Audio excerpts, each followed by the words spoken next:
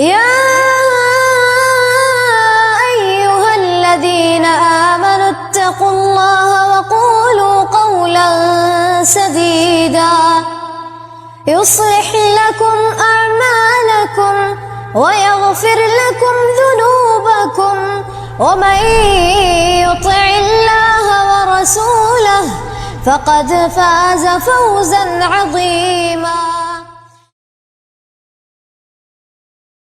سورہ بقرہ آیت 278، 79 اور 280 آپ کے سامنے تلاوت کی گئی ہیں۔ اس آیت میں اللہ تبارک و تعالی اپنے مومن بندوں سے خطاب کرتے ہوئے فرما رہا ہے کہ اے ایمان والو، اللہ سے ڈرو اور جو سود باقی رہ گیا ہے اسے چھوڑ دو اگر تم مومن ہو،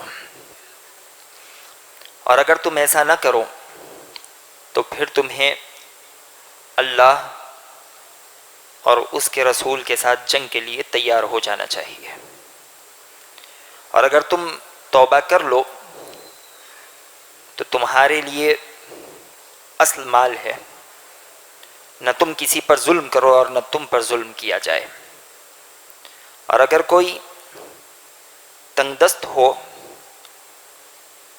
تو اسے ایک وقت کے لیے مہلت دے دو، اور اگر تم صدقہ کر دو تو یہ تمہارے لیے زیادہ بہتر ہے اگر تم جانتے ہو تو۔ یہ آیت جسے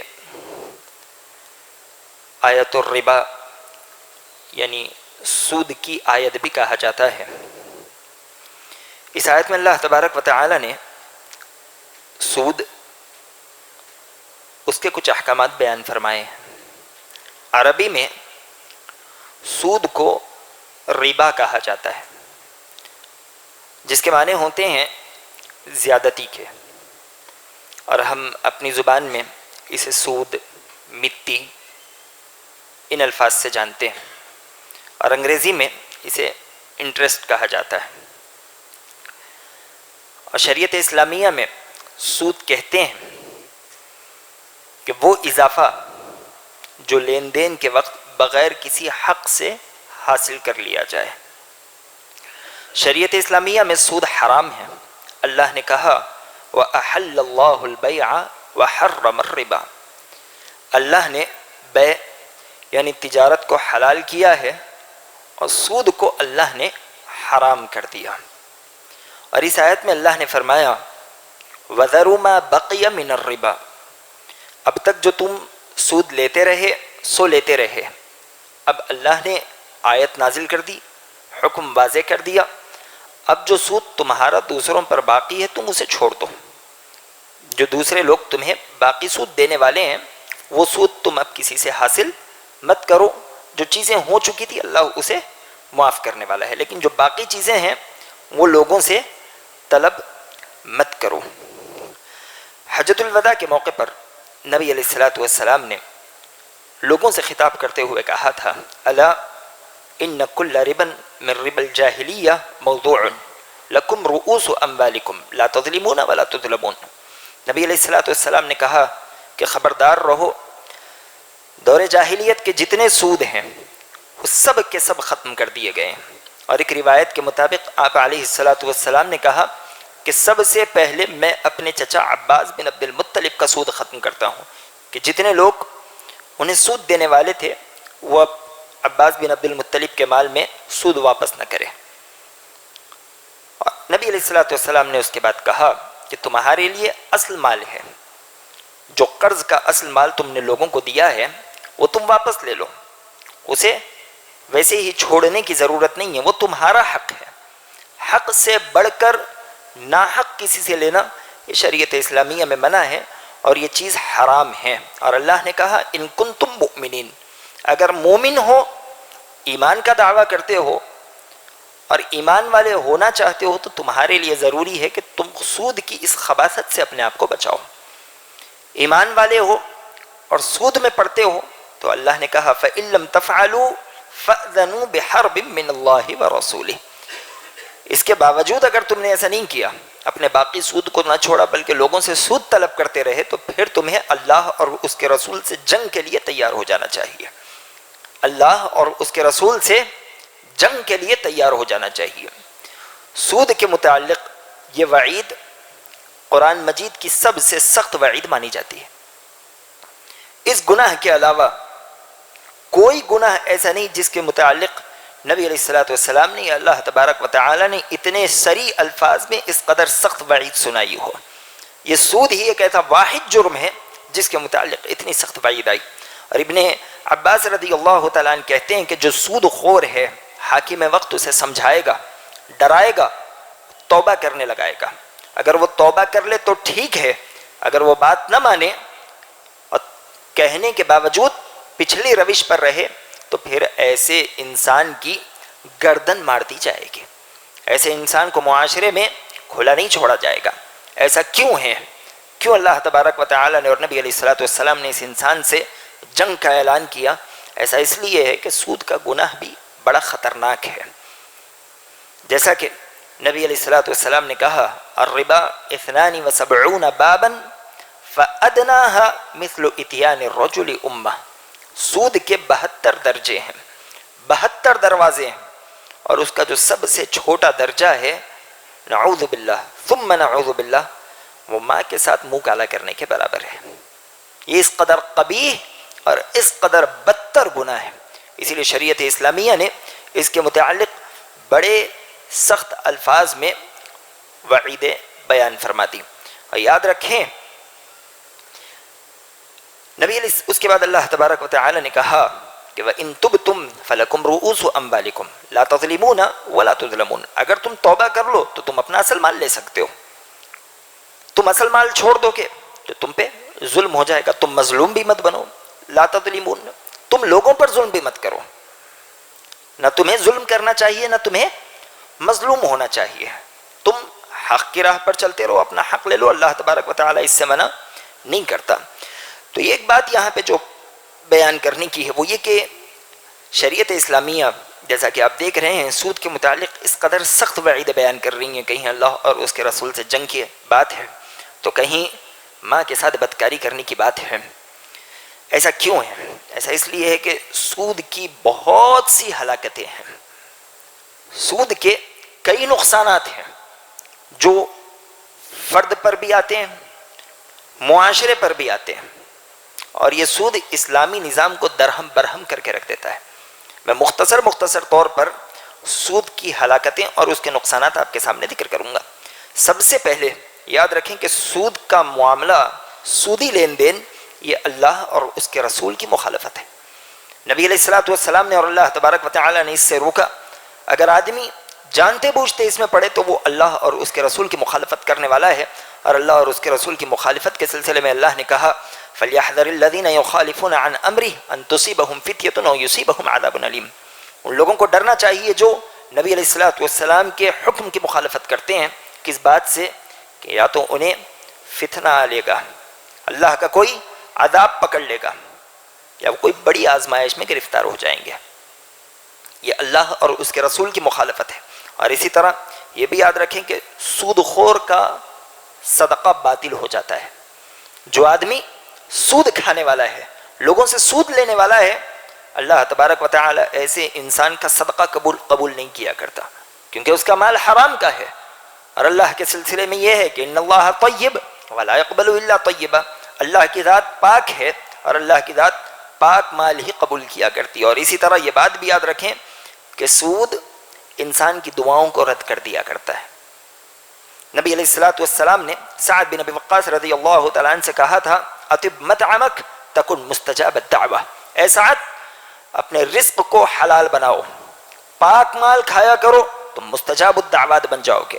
اور جیسا کہ ایک حدیث اس سے پہلے ہم نے آپ کے سامنے بیان کی، نبی علیہ الصلوۃ والسلام نے کہا تھا ایک آدمی کی مثال بیان کرتے ہوئے کہ مسافر ہے، ہاتھ اٹھا کر دعا کر رہا ہے، پریشان حال ہے، اللہ کا نام لے کر دعا کر رہا ہے، لیکن اس کے باوجود ان تمام اسباب کے ہوتے ہوئے اللہ تبارک و تعالی اس کی دعا کو رد کر رہا ہے۔ کیوں؟ ومطعمه حرام ومشربه حرام وملبسه حرام وغذي بالحرام فأنا يستجاب لذلك. کھانا حرام کا ہے، پینا حرام کا ہے، کپڑے حرام کا ہے، پرورش حرام کی ہے، اللہ اس کی دعا قبول کرے تو کیسے کرے؟ تو سود خور کی دعا رد ہو جایا کرتی ہے، سود خور کی دعا کبھی قبول نہیں ہوتی. اور اسی طرح ایک اور بات وہ یہ کہ سود خور کے مال سے اور عمر سے برکت نکل جاتی ہے. جو آدمی سودی کاروبار میں ملوث ہونے والا ہے، سود سے اپنا تعلق رکھنے والا ہے، اللہ تبارک و تعالی اس کی عمر سے بھی اور اس کے مال و دولت سے برکت کو سلب کر لیا کرتا ہے. جیسا کہ اللہ نے کہا یمحق اللہ الربا ویربی الصدقات، اللہ سود کو ختم کرتا ہے، اسے کم کرتا جاتا ہے، اور جو صدقات ہوتے ہیں اللہ تبارک و تعالی اس میں زیادتی کرتا ہے. اور صدقات میں کیسی زیادتی کرتا ہے؟ تو کل کے ہی درس میں ہم نے دیکھا کہ کھجور کا ایک ٹکڑا کل قیامت کے دن پہاڑ کی شکل اختیار کر جائے گا، اور دنیا میں ایک دانے کے عوض اللہ تبارک و تعالی 700 زیادہ دانے دے گا، اور 700 سے بھی زیادہ دانے اللہ تبارک و تعالی ہمیں دے سکتا ہے. یمحق اللہ الربا ویربی الصدقات، سود کم ہوتا رہتا ہے اور صدقات بڑھتے رہتے ہیں. اور اسی طرح سود خور یہ بڑا سخت دل ہوتا ہے، بے رحم ہوتا ہے. اللہ تبارک و تعالی اس کے دل سے نرمی چھین لیتا ہے اس کی اس بدی اور اس بدکاری کی وجہ سے. اور ایسے انسان پر بھی اللہ تبارک و تعالی رحم نہیں کرتا جو دوسروں پر رحم نہیں کرتا. نبی علیہ الصلوۃ والسلام نے کہا من لا يرحم الناس لا يرحمه اللہ، جو لوگوں پر رحم نہیں کرے اللہ تبارک و تعالی اس انسان پر رحم نہیں کرتا. اور اسی طرح یہ جو سود خور ہوتا ہے وہ لوگوں کے ساتھ احسان سے عاری ہو جاتا ہے، اس کا معاملہ ہی ہے احسان کے خلاف. یہ لوگوں کے ساتھ احسان کیسے کرے گا؟ یہ سامنے والا چاہے رہے چاہے مرے چاہے گلے، اس سے کوئی فرق نہیں پڑتا، بس یہ سامنے والے کا خون چوسنا چاہتا ہے. احسان یہ سود خور کے پاس دور دور تک نظر نہیں آتا. اور یہ بھی یاد رکھیں کہ سود انسان کی دنیا بھی برباد کر دیتا ہے اور انسان کی آخرت بھی برباد کر دیتا ہے. نبی علیہ الصلوۃ والسلام نے کہا اجتنبوا السبع الموبقات، 7 ہلاک کر دینے والے گناہوں سے بچو. ایسے گناہ جو تمہاری دنیا برباد کر دیں گے، تمہاری آخرت برباد کر دیں گے، آخرت میں کوئی حصہ نہیں ہوگا. اور ان 7 چیزوں میں سے نبی علیہ الصلوۃ والسلام نے کہا کہ اس میں سے ایک سود کا کھانے والا ہے. جو آدمی سود کھائے گا وہ کل قیامت کے دن بھی برباد ہو جائے گا اور اس کی دنیا تو برباد ہوگی ہی.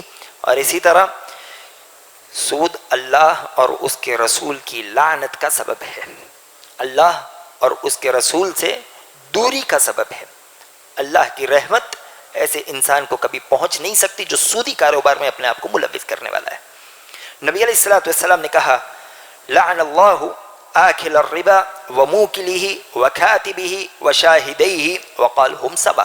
آپ علیہ الصلوۃ والسلام کہتے ہیں کہ اللہ کی لعنت ہو سود کے کھانے والے پر، سود کے کھلانے والے پر، سود کے معاملات کو لکھنے والے پر، سود پر گواہ بننے والے کے لیے. اور نبی علیہ الصلوۃ والسلام نے کہا کہ ہم سوا، یہ سارے کے سارے گناہ میں برابر ہیں.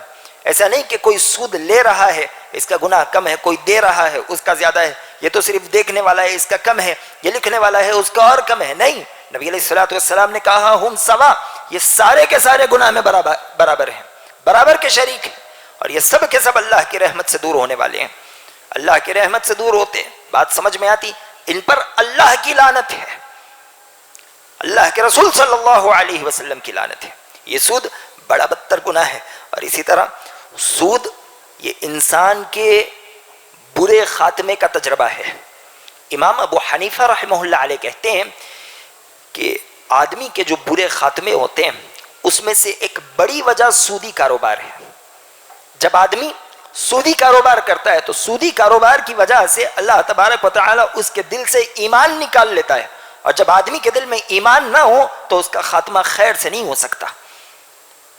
یہ برے خاتمے کی وجہ ہے اور برے خاتمے کا تجربہ ہے. اور ہم میں سے کئی لوگ ایسے تجربے کر چکے ہیں، ہم دیکھ چکے ہیں ایسے لوگوں کو اور ایسے لوگوں کی وفاتوں کو جو سودی معاملات میں ملوث تھے. اور اسی طرح سود یہ موت کے بعد آدمی کے لیے بڑی ذلت اور بڑی تکلیف کا باعث ہے. آپ علیہ الصلوۃ والسلام کو جب معراج کرائی گئی، نبی علیہ الصلوۃ والسلام معراج کے موقع پر ایک نہر سے گزرے جو خون سے بھری ہوئی تھی. اس میں ایک آدمی تھا جو بڑی تکلیف میں تھا، باہر آنا چاہتا تو نہر کے کنارے ایک دوسرا آدمی کھڑا رہتا، وہ اس کا منہ کھولتا اور ایک آگ کا انگارہ اس کے منہ میں داخل کر دیتا اور اسے واپس اس نہر میں ڈھکیل دیتا. پھر کچھ دیر ہوتی وہ واپس آتا، اس کے ساتھ پھر وہی معاملہ ہوتا اور اس کے ساتھ یہ معاملہ چلتا رہتا. نبی علیہ السلام نے جب جبریل علیہ السلام سے سوال کیا کہ یہ کون ہے، جبریل علیہ السلام نے کہا کہ یہ سود کا کھانے والا ہے، یہ تو موت کے بعد کی بات ہے، اور جب قیامت کے دن یہ اٹھے گا تو اس کا یہ معاملہ ہوگا کہ اللہ نے کہا الذین یأکلون الربا لا یقومون الا کما یقوم الذی یتخبطہ الشیطان، یہ دیوانوں کی طرح اٹھے گا، مجنون کی طرح اٹھے گا. اور بعض مفسرین نے کہا جیسا کہ اللہ نے فرمایا جو سود کا کھانے والا ہے قیامت کے دن اٹھے گا تو ایسے اٹھے گا جیسے شیطان نے اسے چھو دیا، نہ آگے بڑھ سکے گا نہ پیچھے ہل سکے گا، اس کا جسم اکڑا کا اکڑا رہ جائے گا. یہ کل قیامت کے دن قبر سے اٹھنے کے بعد اس کی حالت رہے گی. اور اسی طرح اگر سود خور بغیر توبہ کے مر جائے تو اس کے لیے جہنم کا عذاب ہے، اور جب تک اللہ اسے عذاب نہ دے دے اس کا معاملہ ختم ہونے والا نہیں. اللہ نے کہا وَمَنْ عَادَ فَأُولَٰئِكَ أَصْحَابُ النَّارِ، جو سود کی طرف لوٹ کر آئے تو یہ آگ والے لوگ ہیں، یہ وہی لوگ ہیں جو حقیقی معنوں میں جہنمی، انہیں جہنم میں داخل کر دیا جائے گا. اور یاد رکھیں جیسا کہ ہم نے شروع میں کہا تھا، سودی کاروبار یہ اللہ اور اس کے رسول سے جنگ ہے. سود کے اتنے معاملات ہیں، اتنی اس کی سنگینیاں ہیں، سود کے متعلق اتنی وعیدیں. پھر سے وہی سوال آتا ہے کہ آخر اتنی وعیدیں کیوں ہیں؟ اسی لیے ہے کہ سود اسلامی نظام معاش اور نظام معاشرت سے سیدھے سیدھے ٹکراتا ہے. اسلامی نظام معاشرت کیا ہے؟ نبی علیہ السلام کی جب بعثت ہوئی تو آپ علیہ السلام نے یہی چاہا کہ تمام مسلمان ایک دوسرے کے بھائی ہو جائیں. آپ نے کہا المسلم اخو المسلم، ایک مسلمان دوسرے مسلمان کا بھائی ہے. اور آپ علیہ السلام نے مدینہ میں پہنچ کر جہاں دو قبیلے سال ہر سال سے لڑ رہے تھے ان کے درمیان میں اخوت پیدا کر دی، دونوں کو ایک دوسرے کا بھائی بنا دیا. جو کل تک ایک دوسرے کی صورت دیکھنا پسند نہیں کرتے تھے وہ آج ایک دوسرے کا چہرہ دیکھے بغیر رہ نہیں سکتے تھے. نبی علیہ السلام نے ان کے درمیان میں ایسی محبت پیدا کی کہ وہ ایک دوسرے کے لیے جان دینے پر آمادہ ہو جاتے. اور آپ علیہ السلام نے کہا کہ مسلمانوں کا معاملہ یہ ہے کہ اگر کسی مسلمان کے پاؤں میں کانٹا بھی چبھے تو دوسرے مسلمان کو اس تکلیف کا احساس ہونا چاہیے. اور سود اس معاشرتی نظام کے سخت خلاف ہے.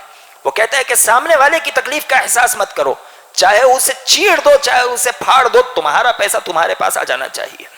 یہ شریعت اسلامیہ کی جو معاشرتی نظام ہے، معاشرتی تعلیم ہے، سود سیدھے سیدھے اس تعلیم سے ٹکراتا ہے اور معاشی تعلیم سے بھی ٹکراتا ہے. شریعت اسلامیہ اس کا یہ نظام ہے کہ شریعت چاہتی ہے کہ لوگوں کا جو مال ہے وہ گردش کرتے رہے، وہ ایک آدمی کے پاس جم کر اور ایک آدمی کے پاس جمع ہو کر نہ رہے، اور اس کا بہاؤ اوپر سے نیچے کی طرف ہو. آپ دیکھیں اللہ تبارک و تعالی نے زکوٰۃ واجب کی. زکوٰۃ اونچے لوگوں کے پاس سے نکل کر نیچے لوگوں کے پاس آتی ہے. صدقات ہیں اوپر سے نکلتے ہیں، امیروں کے پاس سے نکلتے ہیں اور غریبوں تک پہنچتے ہیں. باہمی جتنے حقوق ہیں، ہر حق پیسے کا امیر اور طاقتور آدمی کے اوپر ہے. وہ امیروں کے پاس سے نکلتے ہیں، غریبوں کے پاس پہنچتے ہیں. اور سودی نظام کا جو بہاؤ ہے وہ غربا سے نکل کر امیروں تک پہنچتا ہے. یہ معاشی نظام کے سخت خلاف ہے. اور سارا پیسہ، غریبوں کا سارا خون چوس کر امراء اپنے پاس جمع کرتے ہیں. اب چاہے ان کی زندگیاں کیسی ہی کیوں نہ گزرے اس سے انہیں کوئی فرق نہیں پڑتا، چاہے ان کے بچے جیے چاہے مرے، چاہے بھوک سے بلبلائے، چاہے ان کی عورتوں کے سر پر دوپٹہ ہو کہ نہ ہو، انہیں اس سے کوئی مطلب نہیں، بس انہیں ان کا پیسہ چاہیے. اللہ تبارک و تعالی نے اس قدر عظیم اسلام ہمیں عطا کیا. اگر ہم اسلام کی ان تعلیمات کو کھول کھول کر دیکھیں گے تو ہمیں پتہ چلے گا کہ دین اسلام واقعی طور پر ایک ہم پر بڑی نعمت ہے. اسی لیے اللہ نے کہا تھا الیوم اکملت لکم دینکم واتممت علیکم نعمتی، ہم نے آج تم پر دین اسلام مکمل کر دیا. اور دین اسلام کیا مکمل کیا کہ اللہ کی تمام نعمتیں تم پر مکمل ہو گئی. صرف اگر ہم اس ایک حکم کو لے لیں تو ہمیں پتہ چلے گا کہ شریعت ہم پر کس قدر بڑا احسان کرتی ہے، ہمارا کیسا کیسا خیال رکھتی ہے. امیر کا بھی خیال رکھتی ہے، غریب کا بھی خیال رکھتی ہے. لیکن آج مسلمان ہے کہ اس شریعت کو پسند نہیں کرتا. کئی مسلمان ایسے ہیں جو سودی کاروبار کو آج جائز قرار دینے کی در پہ ہیں، اس کے لیے بہانے تلاش کرتے رہتے ہیں. وہ ہزارہ بہانے تلاش کریں لیکن ان کا ضمیر اتنے عذابات کو کبھی جھٹلا نہیں سکے گا. وہ گرچہ اپنی زبان سے لوگوں کے بالمقابل گفتگو کریں گے، مناظرات کرتے رہیں گے، لیکن ان کا دل جانتا ہے کہ یہ کتنی بڑی قباحت ہے، یہ معاشرے کا کیسا ناسور ہے، اور یہ غریبوں کا کس قدر قتل عام کیا کرتا ہے. ہاں، اب ایک مسئلہ ہے کہ ہم اس دور سے گزر رہے ہیں جس دور میں شاید اس بدی سے بچنا سب کے بس کی بات نہ ہو. اگر ایک آدمی کلی طور پر بچنا بھی چاہتا ہے تب بھی وہ کبھی اس بیماری سے اپنے آپ کو بچا نہیں سکتا. یہ وہی دور ہے جس کے متعلق ابن ماجہ اور ابو داؤد کی ایک روایت میں آتا ہے، جو کہ روایت سندن ضعیف ہے، لیکن آج کے ماحول کو دیکھتے ہوئے ایسے لگتا ہے کہ وہ روایت ایسے ہی ماحول کے لیے ہے. یاد رکھیں لیکن روایت سندن ضعیف ہے. ابو ہریرہ رضی اللہ تعالیٰ عنہ راوی حدیث ہیں، آپ کہتے ہیں کہ ان نبی صلی اللہ علیہ وسلم قال لا يأتين على الناس زمان لا يبقى احد الا آكل الربا فإن لم يأكل اصابه من غباره. وهذا حدیث ضعیف، یہ حدیث ضعیف ہے. نبی علیہ الصلوۃ والسلام کہتے ہیں، ابو ہریرہ رضی اللہ تعالیٰ عنہ نے فرمایا کہ ایک زمانہ ایسا آئے گا کہ اس دنیا میں کوئی آدمی نہیں بچے گا سوائے وہی لوگ ہوں گے جو سود کے کھانے والے ہوں گے یا کھلانے والے ہوں گے. اگر کوئی آدمی سود نہ بھی کھائے تو وہ اس کے گرد و غبار سے اپنے آپ کو بچا نہیں سکے گا. آج کئی ایسے لوگ ہیں جو حقیقی معنوں میں اپنے آپ کو سود کی لعنت سے اور اس کی ہلاکت سے بچانا چاہتے ہیں، لیکن حکومت کی اس کے اوپر ایسے دباؤ ہیں کہ مجبوری میں آدمی اپنے آپ کو اس برائی میں داخل کر لیتا ہے. آپ ایک گاڑی خریدنا چاہیں، آپ گرچہ اسے قسطوں میں نہ بھی لیں، سود سے ہٹ کر بھی لیں، لیکن حکومت آپ سے اس کا انشورنس وغیرہ کروائے گی، جو کلی طور پر علماء کے فتاووں کے مطابق سودی شکل ہے. اسی طرح کئی تاجر ایسے ہیں جو بینک کے بغیر اپنے کاروبار نہیں کر سکتے، اور جب وہ بینک سے اپنا تعلق رکھتے ہیں تو وہاں سے انہیں سودی معاملہ کرنا پڑتا ہے، یا ایک ایسے ادارے کی مدد ثابت آتی ہے جو ادارہ سودی کاروبار کرنے والا ہے. تو یہ تو جب آدمی ایسے معاملات کرے، یہ بات سمجھ لیجئے، چاہے وہ بینک کے معاملات ہو یا دوسری ایسی چیزیں جہاں سود سے بچنا ہمارے بس کی بات نہ ہو، تو ایسے وقت شریعت اسلامیہ ہمیں اتنے عمل کی اجازت دیتی ہے جتنے سے ہمارا کام نکل جائے. اور جب وہ عمل ہم کریں گے تو اس وقت سود کی حرمت ہمارے ذہن میں ہونی چاہیے. اگر سود کی حرمت رکھتے ہوئے، نہ چاہتے ہوئے اگر ہم وہ کام کرتے ہیں تو ہم اللہ کی ذات سے امید رکھیں گے کہ اللہ تبارک و تعالی ہمیں معاف کرے گا، کیونکہ لا یکلف اللہ نفسا الا وسعها. کسی بھی جان پر اللہ تبارک و تعالی اس کی طاقت سے زیادہ تکلیف نہیں ڈالتا، طاقت سے زیادہ اس کی گرفت نہیں ہوتی. لیکن اگر ہم اس چیز کو حرام سمجھنا چھوڑ دیں تو پھر ہم کبیرہ گناہ کے شکار ہو جائیں گے، بلکہ بسا اوقات یہ چیز ہمیں دین اسلام سے خارج بھی کر دے گی.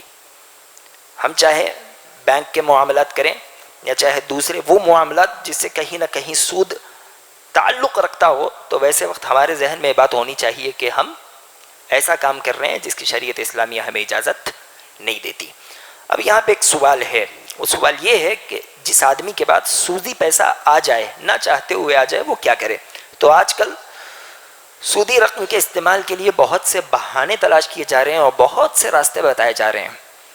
یاد رکھیں کہ جتنی حکمتیں چاہے آپ پیش کر لیں، جتنے راستے چاہے آپ نکالنے کی کوشش کریں، لیکن شریعت کی جو وعیدیں ہیں وہ اپنی جگہ مسلم ہیں اور آپ کو بتاتی ہے کہ سود کا استعمال آپ کے لیے کسی صورت جائز نہیں ہے. شریعت اسلامیہ کو آپ سے زیادہ حکمتیں پتہ تھی، لیکن اس کے باوجود اس نے اس بدترین چیز کو حرام قرار دیا. ہاں، اب اگر کسی آدمی کے پاس نہ چاہتے ہوئے یہ رقم آ جائے تو وہ کیا کرے؟ تو نہ چاہتے ہوئے اگر یہ رقم آ جائے تو وہ کسی حد درجے غریب آدمی کو، مجبور آدمی کو بغیر ثواب کی نیت سے دے دے، کیونکہ یہ حلال مال نہیں ہے اور حلال مال ہی پر آدمی کو ثواب ملا کرتا ہے. یا اسی طرح ہمارے وہ بھائی جو کہیں قید و بند کی مشقتیں جھیل رہے ہیں، وہ ناحق اندر پھنسے ہوئے ہیں، تو آپ ان کی رہائی میں یا انہیں تکلیف سے دور کرنے کے لیے ایسی رقم خرچ کر سکتے ہیں، یا رفاہ عامہ کے معاملات میں آپ یہ رقم خرچ کر سکتے ہیں. لیکن دو باتوں سے یہ چیز خالی نہیں ہے. انسانی جو طبیعت ہے اس کے اندر لچک ہے، اور لالچ ہے، وہ ایک مرتبہ خرچ کرے گی، 2 مرتبہ، 3 مرتبہ، لیکن اس کے بعد اس کے دل میں کچھ نہ کچھ راستہ نکالنے کی بات پیدا ہوگی، خواہش پیدا ہوگی۔ اور نبی علیہ الصلوۃ والسلام نے کہا کہ جو آدمی شبہات کے ارد گرد پھرتا رہے وہ کبھی نہ کبھی شبہات میں داخل ہو جائے گا۔ ومن اتقى الشبہات فقد استبرأ لدینہ وعرضہ، اور جو شبہات سے اپنے آپ کو بچائے تو گویا کہ اس نے اپنے دین کو بھی بچا لیا اور اپنی عزت کو بھی بچا لیا۔ تو جتنا ہو سکے ایسی چیزوں سے چھٹکارا پانے کی کوشش کیجیے۔ اور دوسری بات، ہم یہ چیزوں کو یعنی سودی رقم کو گرچہ بغیر نیت سے ایسے ہی مصارف میں خرچ کر دیں گے تو ایسے وقت ہماری اولاد کی تربیت ہمارے ذہن میں ہونی چاہیے، یا ہمارے ماتحت لوگوں کی تربیت ہمارے ذہن میں ہونی چاہیے۔ انہیں ایسا نہ لگے کہ رقم حلال ہے، یہ عام معاملات کے خرچ میں ہو سکتی ہے، بالکل ویسے ہی جیسے نوح علیہ السلام کی قوم کا معاملہ تھا۔ وہ مورتیاں تو بناتے تھے لیکن ان کی عبادت نہیں کرتے تھے، لیکن جب 2 نسل گزر گئی تو تیسری نسل نے کہا کہ ہمارے آبا و اجداد تو انہی کی پوجا کیا کرتے تھے، لہذا تم بھی انہی کو پکارو، تم بھی انہی سے اپنی حاجتیں پوری کیا کرو۔ تو اولاد کے سامنے یا اپنے ماتحت لوگوں کے سامنے وضاحتیں ضروری ہے۔ اگر وضاحتیں نہیں کریں گے تو وہ ان اشکالات کو اپنا مقصد بنائیں گے اور اسی پر عمل کرتے رہیں گے۔ اس کے بعد آخری آیت اللہ تبارک و تعالی نے کہا وَإِن كَانَ ذُو عُسْرَةٍ فَنَظِرَةٌ إِلَى مَيْسَرَةٍ وَأَن تَصَدَّقُوا خَيْرٌ لَكُمْ إِن كُنتُمْ تَعْلَمُونَ، اور اگر تم کسی تنگ دست کو دیکھو تو مہلت دے دیا کرو، اسے ایک وقت تک کی مہلت دے دو، اگر تم وہ مال صدقہ ہی کر دو تو وہ تمہارے لیے زیادہ بہتر ہے اگر تم جانتے ہو۔ عربوں کا یہ معاملہ تھا دور جہالت میں کہ وہ جب کسی آدمی کو قرض دیتے اور قرض لینے کے وقت جاتے اور وہ آدمی قرض واپس نہیں لوٹا پاتا تو اس سے کہتے کہ ٹھیک ہے نہیں لوٹاتے کوئی بات نہیں، لیکن اتنی رقم تمہیں زیادہ دینی چاہیے، وہی سود کا معاملہ وہ کرتے۔ تو شریعت اسلامیہ نے کہا کہ ایسا مت کرو، تمہارا بھائی ہے اس کی مجبوری ہو سکتی ہے، اگر وہ نہ دے سکے اسے تھوڑی سی مہلت دے دو، اگر مہلت کے بعد بھی نہ دے سکے اور تم حالات کو زیادہ بہتر جانتے ہو تم اس کے اوپر صدقہ کر دو، اور صدقے کے بالمقابل اللہ تبارک و تعالی تمہیں بڑھا بڑھا کر دینے والا ہے۔ نبی علیہ الصلوۃ والسلام نے کہا کہ جو آدمی اپنے مسلمان بھائی کو قرض دے اور ایک مہلت تک دے تو ہر روز اللہ تبارک و تعالی اسے اتنے قرض کے صدقے کا ثواب دے گا، اور جو آدمی مہلت ختم ہونے کے بعد بھی اس آدمی کو موقع دے اللہ تبارک و تعالی پھر اس انسان کے لیے ہر روز دوہرے صدقے کا ثواب دے گا۔ جتنا مال قرض ہے وہ محفوظ ہے، لیکن اللہ تبارک و تعالی اس مال کے بالمقابل پورے صدقے کا ثواب لکھ دیا کرے گا۔ شریعت اسلامیہ کی یہ تعلیمات ہیں، اور اس کے بالمقابل آپ سودی نظام کو دیکھیے، وہ تو آدمی کا خون چوس کر اسے مار دینا چاہتا ہے۔ اور ایک آخری روایت نبی علیہ الصلوۃ والسلام نے کہا کہ من نفس عن مسلم کربۃ من کرب الدنیا نفس اللہ عنہ کربۃ من کرب یوم القیامہ ومن یسر علی معسر یسر اللہ علیہ فی الدنیا والآخرہ۔ اس حدیث کے آخر میں نبی علیہ الصلوۃ والسلام نے کہا واللہ فی عون العبد ما کان العبد فی عون اخیہ۔ اب علیہ الصلوۃ والسلام کہتے ہیں جو آدمی اپنے بھائی کی تکلیفوں میں سے کسی تکلیف کو دور کر دے تو اللہ اس کے قیامت کی تکلیفوں میں سے تکلیف کو دور کر دے گا، اور جو آدمی اپنے مسلمان بھائی کے ساتھ آسانی والا معاملہ کرے تو اللہ ان انسان کے ساتھ دنیا و آخرت میں آسانی والا معاملہ کرتا ہے۔ واللہ فی عون العبد ما کان العبد فی عون اخیہ، اور اللہ اس انسان کی اس وقت تک مدد میں لگا رہتا ہے جب تک یہ بندہ اپنے بھائی کی مدد میں لگا رہتا ہے۔ تو فیصلہ ہمارے ہاتھ میں ہے کہ ہم اللہ کی مدد طلب کریں یا اللہ اور اس کے رسول کے خلاف جنگ کے لیے تیار ہو جائیں۔ ایسے بہت سے مواقع ہیں، گاڑی لینے کا مسئلہ ہے، گھر کی دوسری اشیاء لینے کا مسئلہ ہے، ہمارے سامنے دوسرا راستہ ہوتا ہے لیکن اس کے باوجود ہم اس دوسرے راستے کو اختیار نہیں کرتے۔ اسی لیے اختیار نہیں کرتے کہ اس میں تھوڑی سی ہمیں مشقت نظر آتی ہے، اور اس کے بالمقابل ہم سودی راہوں کو اختیار کر لیتے ہیں جس میں اللہ اور اس کے رسول کے ساتھ جنگ ہے، جس میں ماں کے ساتھ بدکاری کرنے کے برابر گناہ ہے، اور جس میں ایسے قبیح اثرات نمودار ہوتے ہیں کہ آدمی اگر اسے تصور بھی کرے تو اس کے رونگٹے کھڑے ہو جائے۔ اللہ اس بدتر چیز سے ہماری حفاظت کرے۔ اللہ جب تک اس دنیا میں ہمیں زندہ رکھے، خیر کے ساتھ زندہ رکھے، ہمارا خاتمہ ہو تو خاتمہ بالخیر ہو۔ الہ العالمین دنیا و آخرت کی تمام بھلائیاں مسلمانوں کو عطا فرما، دنیا و آخرت کی تمام برائیوں سے مسلمانوں کی حفاظت فرما، آمین۔ وآخر دعوانا الحمد للہ رب العالمین، والسلام علیکم ورحمۃ اللہ وبرکاتہ۔